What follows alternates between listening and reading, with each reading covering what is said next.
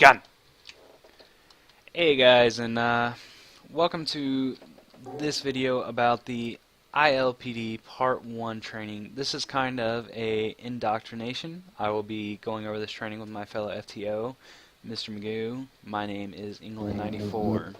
So to begin this pit training, we're going to kind of go ahead and give you an overview of the base. Like I said, Mr. Magoo, say hi. I'm here. Hello. Oh, see, he's a chipper guy. So anyway, we're going to kind of go over the base, what different amenities it has, and yeah, we'll just get started. So, firstly, as a part 1, when you spawn in, you'll be spawning into this room over here. If I can run into it. You'll be spawning into this room. It'll give you the option from part 1 patrol to Part 2 traffic, Part 2 sheriff, to SRU, to vice. From there, you'll exit this room, immediately go into this room. This is where your common resources are going to appear. So the first thing you should do, run up to the ATM and pull out your 25k that you'll start in game with. Also with the ATM, you can get your patrol officer training, which accesses the middle box there and allows you to buy kind of like pistols, that kind of stuff, more advanced weapons. You'll be able to buy your Coast Guard boat training, which once you get down to the docks, you'll be able to buy your Coast Guard boats, etc. Donator license. If you go onto our website, you'll be able to donate a set amount of cash and with your rewards, and that'll allow you to access the donator shop. You also get access to CPR training, which should only be used when there are no ESU online, so that'll allow you to revive your perps, that kind of stuff. We'll go into depth with the CPR training a little later. And you got your impound lot, which once you click open, anytime ESU or any of your police friends impound your vehicle, it'll pop up here. You pay your $3,000 and you'll be able to retrieve your car instead of having to buy a new one in case you die.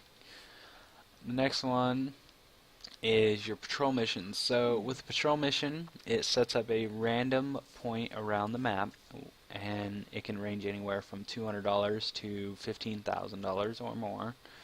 All you have to do is drive into that point, sit there for a second, and you'll automatically get that money. The next one is security mission, which means it'll pop up on the map where you have to wait. You wait in that area for 5 minutes and it gives you 30k.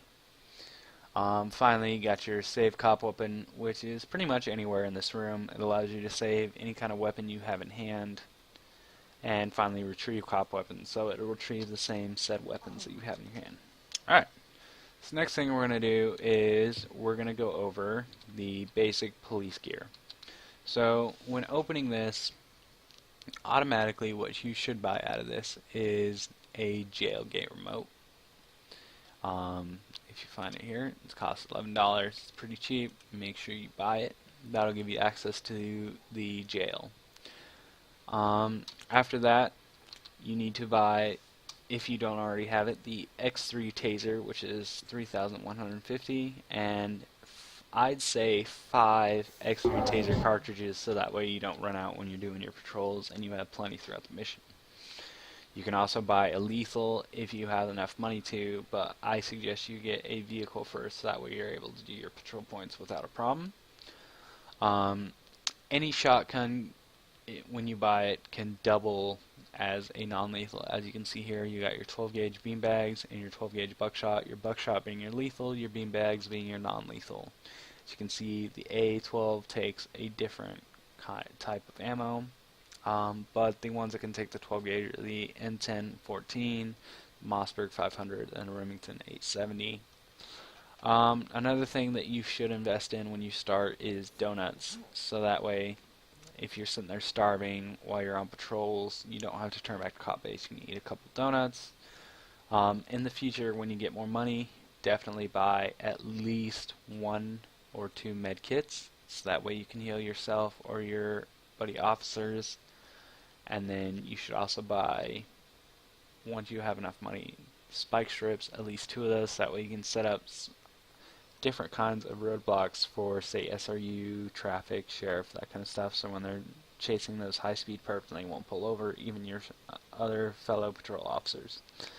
And then finally, when you get the money, like I said, buy a repair kit so that way you can repair your car, and then you can store the repair kit and the med kits into your car, or keep the repair kit on your person and the med kits on your person. It's clearly up to you, but it's highly advisable Hey, once you get wake enough up. money to make sure that you get all these things.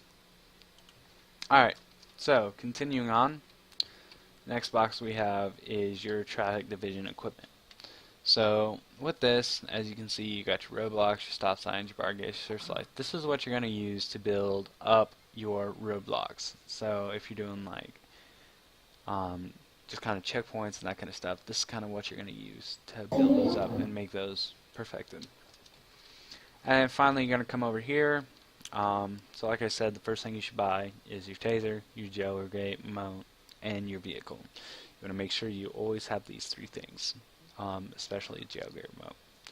As you can see, you got your bicycle being the cheapest, your charger being the most expensive, and then it just ranges from the ATV, the Patrol CV, the Slick Top CV, Taurus, the Tahoe, the Suburban, and then the Charger. All of these will have different traits and handlings on the road.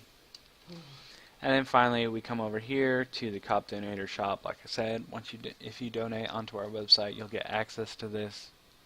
It has the M5 Interceptor, which is the fastest police vehicle in the game. Has several different weapons, which come in handy. They're overpowered, so you can play the game with ease when you're playing as patrol. And finally, you have the patrol officer gear, so you can get the M16, the M4s, just your kind of like basic stock guns. Once you get into Part 2, Part 3, you'll actually start being able to get upgraded versions of these, your pistols, etc., etc. Like I said, you just want to make sure that you have a non-lethal on you at all times. So if that means you buy a pistol and buy a shotgun with non-lethal rounds, we'll continue on. Alright, so as going outside here, we're going to go over the different kinds of vehicles you have here. Alright, so the first one you can see, this is the M5 Interceptor that you can buy in the donator box. It is, like I said, the fastest vehicle in the game. You just gotta be careful with it because the handling's a little crappy, and you only want to drive things in your skill levels. So even though you have this car and you can go 200 miles an hour, doesn't mean you should. Next one on our list, 300 speed, 3 speed upgrades. yes. Next one we have on our list is the Police Tahoe. This is going to be your all-around vehicle. It's going to have the most storage for, say, your police points, your checkpoints, that kind of stuff. It's also going to have the most room for convicts. It can hold a lot of people inside of it. With speed upgrades, it goes pretty quick. I think stock speed is 140, right, Mr. Magoo? What is it? The Tahoe? Yeah, I reckon it's around that. Alright. Next one you have is your Taurus. This is a little more low speed, but it has great handling. This is my preferred patrol vehicle when I'm playing as cop. Like I said, it just looks great on the inside. You have a lot of different options with your scroll wheel once you're inside. It has different configurations than all the other vehicles down the list. It's just a nice vehicle to patrol in. Like I said, it only goes about 115, so I highly suggest you get a speed upgrade when you can afford it. Next one on the list is your Slick Top Push Bumper CV. This goes about 130 miles an hour, relatively cheap, a little more expensive than your standard CV over there, but it just looks a little more low profile, just kind of a little slicker, a little nicer, like I said. The next one on the list is going to be your standard CV, which is 15K, goes 130, same as the regular CV. It's a little less low profile than the normal CV, but like I said, it's an all-around good vehicle. You can do some work with it. And the final in there is this vehicle right here. This is your Police Suburban. It can hold the most storage. It's a little more expensive than the Tahoe. Holds a lot of people, so if you have a mass casualty or anything like that, you can hold a lot of perps inside of it. You don't have to worry too much. It's just all there. Continuing on, this is the white undercover CV you can buy as Part 1. And you can see it's really low profile. However, civs will be able to notice. I mean, it still looks like a cop car no matter what. You can buy that in the Vice building over there in the four blue barrels, same as in there. So you just go over there to buy that building. Alright, and like I said, as you can see, it's pretty sweet little layout, good light patterns, that kind of stuff. Alright, we move on to ATV. This is going to be your off-road vehicle. It's going to be for your sting operations, for hunting down people in the forest, just something to get you through quickly, because most of these vehicles, they don't handle very well off-road. So, you know, in the end, you might have to buy one of these to kind of go patrol through the forest, that kind of thing, catch drug dealers, that kind of stuff. And finally, you got your police bicycle. This thing is your pretty stock thing. It's the same one in the civ shop. I wouldn't suggest buying this one just for the fact that, you know, most likely if you have this, you're not going to be able to do very much. People can shoot you off it pretty easy. It doesn't go very fast, that kind of stuff. Alright, continuing on. Over here is your vehicle save. You just scroll wheel. As you can see, you can say do retrieve save vehicle, or if you're just outside your vehicle, it'll give you another scroll option that'll save your vehicle. Usually spawns about right here.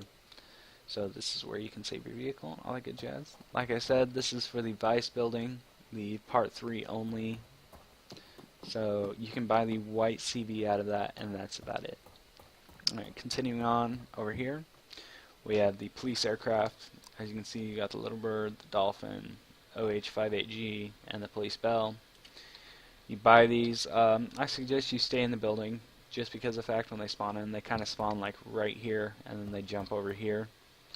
So just make sure you kind of stay in that building so that way you don't get accidental killed by glitch. They spawn right there, like I said, and just kind of fly them around. Alright, next we'll be going over the specific helicopters. So as you can see over here, you got your 4 different types of helicopters. First one is the OH-8B, which is only a 2-seater, but if you look, you can have a gunner option, enter it, right click it, and you can see your camera here, which floats on top, gives you a 360-degree view of the area. You have your night vision, your white hot, as you can see him running around there, and your black hot, which will give you ample view of the forest and that kind of stuff. It just kind of provides enough reconnaissance to say if you're doing turtle or that kind of stuff to where you can see your perps running around on the map that are avoiding the police officers. Next one you have is the Police Bell. This is going to be your standard police helicopter. Most likely you'll be engaging in interceptions and that kind of stuff with it. It's marked with the tags. This is just to let people know that police presence is known, and it kind of instills them not to do as much illegal activity. Then you have your Dolphin over here, which is the Coast Guard boat, or the Coast Guard helicopter. With this, you can go, it pretty much acts as the same as the other helicopter. You can go over land or water, but when you're over water, you can act as Coast Guard, being able to tell boats to go to shore and tell them to wait on shore for you to land, etc., etc. This gives you an opportunity. It is also one of the cheaper helicopters. So if you want to engage in kind of an aerial pursuit against people, this is the helicopter you're going to want to get. It's pretty easy to fly. Like I said, it's also the cheapest. And finally, you got the most expensive helicopter. This is the Little Bird. Has ample room for people. Mostly SRU takes this bird, but you can take it as Part 1 just to kind of help with aerial chases. It's not incredibly fast, but it's pretty durable.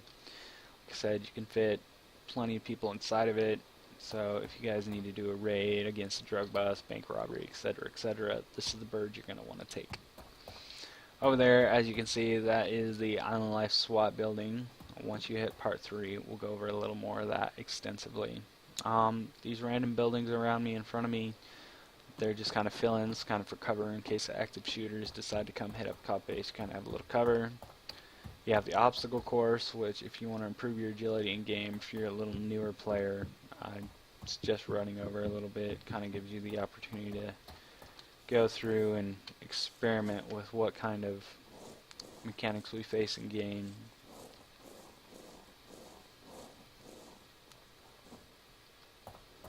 And then, like I said, it's just a little agility course that you can run, kind of get better and faster at playing around with your mouse and your keyboard and that kind of stuff.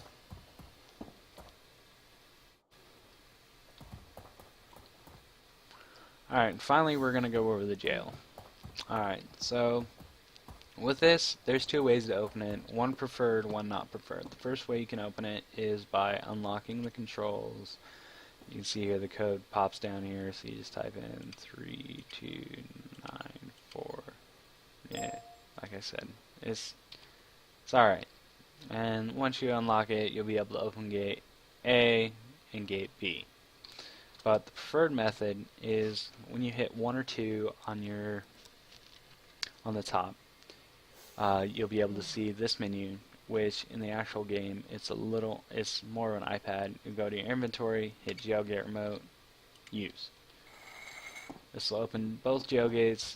You can use it from inside your car, anywhere, as long as you hit that use. Gives it about 15 seconds and those gates will close.